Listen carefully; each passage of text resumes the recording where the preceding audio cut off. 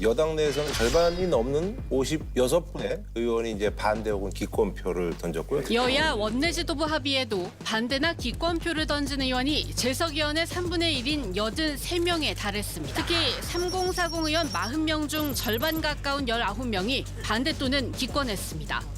회식 메뉴 맘대로 골라보라고 해놓고 삼겹살이 좋다고 정해진 답을 강요하는 직장 꼰대 상사의 행태 그대로였습니다. 부모가 자식의 저금통을 털어 쓰는 것에 불과합니다. 부모가 둘이서 합의했다고 해서 자식의 저금통을 털어 쓰는 것이 정당화되지는 않습니다. 청년 세대가 가만히 있으니까 가만히로 보이십니까? 이것이 과연 젊은 세대의 폰지 사기다는 적나라한 비난에서 자유로울 수 있을지. 연금 지원을 댈 미래 세대를 외면했다는 의견부터 미래 세대를 약탈하겠다는 합의라는 주장도 제기됐습니다.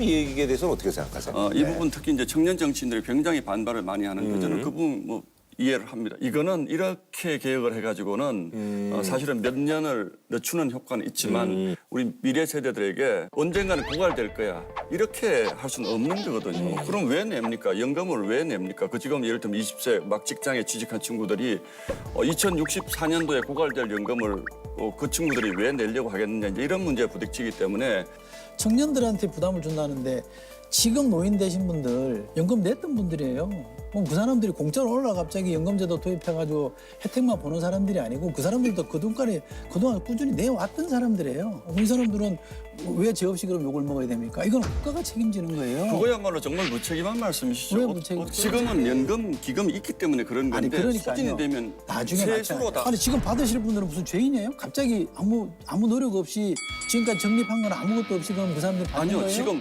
말씀하셨잖아요. 지금 우리 연금이 본인들이 부담한 것에 비해서 우리 경제 사정이나 인구 구조에서 보면 너무 많이 받으시니까 이런 문제가 생기는 거잖아요. 그러면 자식 세대들이 부담해야 될 부담을 우리가 줄여주는 우리 계획을 경제 해야지. 수준에서 우리가 다 받고 죽겠다 이런 말씀을 우리 하시면 경제 수준에서 못하는 우리 말씀이죠. 경제 수준에서 많이 받는 게 아니죠. 맨 처음에 시작할 때 75%였어요. 소득 대체율이. 그러니까 그게 말이 되냐고요. 그때는 가입을 안 하니까 3% 내고 70% 받았어요. 그때는. 아니 그러니까요. 그러니까요. 예, 그러니까 예. 시작은 그렇게 그건 했다는 거예요. 불가능한 이거는 제도를 설계죠. 안착시키기 위해서 설계는. 그렇게 시작이 예, 예. 그 데이터를 보면 우리 청년들이 지금 수준의 연금을 받으려면 30% 정도의 본인의 소득에 연금을 내야 된다고 지금 이런 계산이 나와 있는데 그 우리 자손들에게 니네들 연금 받을 때는 소득의 30% 내고 받으면 되지 이런 말씀 아니죠. 하시면 됩니다. 재정 지원을 OECD 평균 국가 평균처럼 하면 돼요. 나중에 이게 모자라게 되면 예산을 투입해야죠. 재정이 들어가야죠.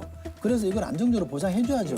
그러니까 이거는 청년들의 불만을 제가 주장하는 거는 자꾸 청년과 노인 간의 갈등, 대립으로 자꾸 만드는 프레임은 안 좋다 이 말이에요. 그렇게 하면 안 되죠. 이건 국가적 과제죠. 그러니까 연금이라는 건 항상 전 세계 마찬가지입니다. 소득을 보장해주자는 주장이 하나 있고 재정 안정이 중요하다는 주장이 하나 있는 거예요. 이 소득 안정과 항상 갈등이 있어요. 전 세계 모든 나라가 그래요. 재정 안정 때문에 작년인가 재작년에 프랑스가 그 난리가 났어요. 데모한다고 굉장히 시끄러웠었잖아요. 마크롱 대통령이 추진한 연금 개혁안이 사실상 확정되자 시위가 더 격화되고 있습니다. 우리만 겪는 문제는 아니에요. 그래서 이 문제는 그래서 세대 전쟁으로 풀지 말고 국가가 재정으로 해결할 수 있는 건 해야 된다니까요. 저는 특별히 이번에 좀 아쉬운 게 뭐냐면 크레딧 제도라는 게 있잖아요. 연금 가입 기간을 추가로 인정해주는 크레디트로 혜택받는 대상이 더 늡니다. 가입 기간이 늘어나는 만큼 연금 수령액도 커지는 겁니다. 기존엔 둘째부터 인정됐지만 앞으로는 첫째만 낳아도 가입 기간이 12개월 추가됩니다. 군복무는 기존 6개월에서 최대 12개월까지 인정해주기로 했습니다. 출산 크레딧, 군복무 크레딧 이거는 저는 획기적으로 늘려주는 게 좋다고 생각했어요.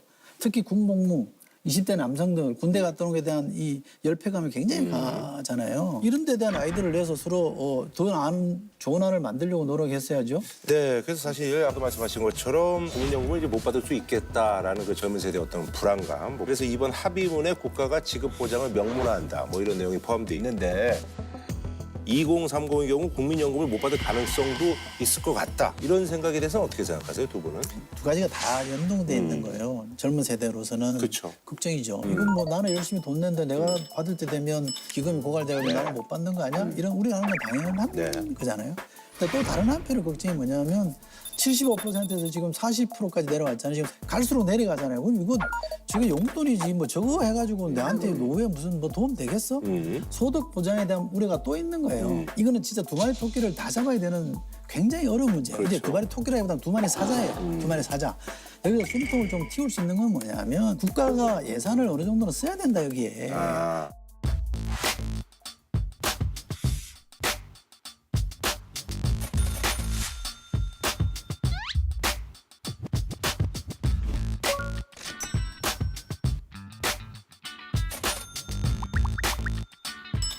그러면 부담을 안 떠넘기고도 가능한 부분이 있다. 재정을 잘 쓰면 되거든요.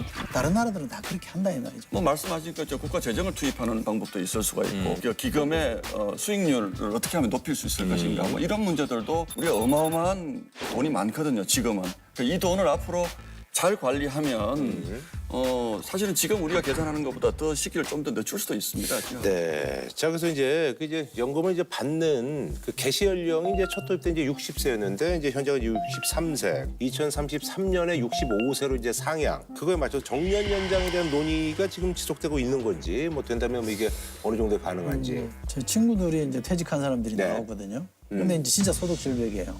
연금 나올 때까지는 아직 더 기다려야 그렇죠. 되고 한 3년 있어야 되죠. 퇴직은 했고 이러니까 이 기간이 진짜 보릿고개가 되는 거예요. 이거 어떻게 되냐라고 하소연이 나더라고요. 야 이거 고쳐줘야 되는 거 아니냐 막 그러던데 제도는 전체적으로 손을 봐야 돼요.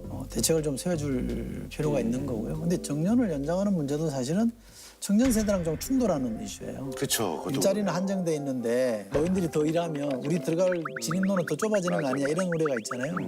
이것도 노청 간의 대립으로만 자꾸 문제를 풀면 안 됩니다. 더 근본적인 차원에서 해법을 찾아야죠. 저도 그 부분에 동의하고요. 받아들여서 앞으로 개혁 특위에서 좀 논의를 더 해나가 보도록 하겠습니다. 아, 그참 근본적인 게 참 쉽지가 않은 그런 상황이고요.